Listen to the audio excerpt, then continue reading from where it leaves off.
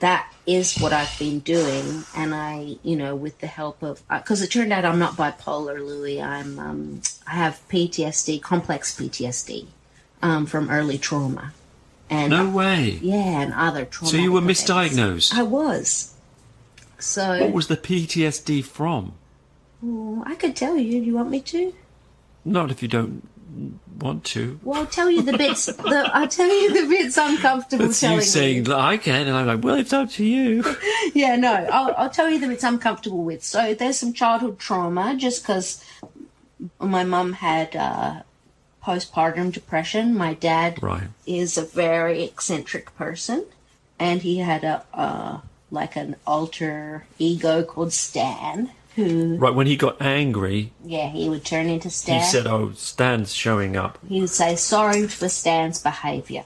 And we've had a very good repair recently, which was fantastic. But also was sexually abused at the age of 9. And then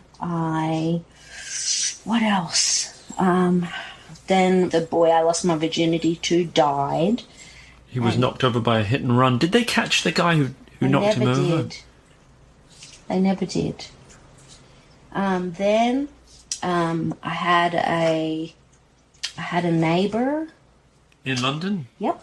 And at some point he was banging on the door and he said, why don't you want to be friends with me? Why don't you want to be friends with me? And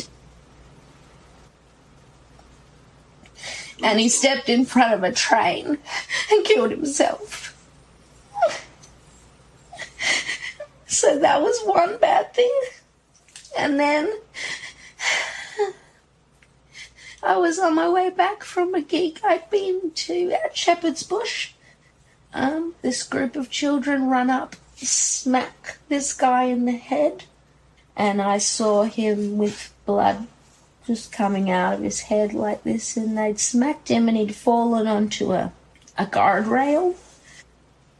And I called the police, I called an ambulance, like the ambulance people were telling me what to do, like do this, do that, to try and keep him safe until the ambulance got there.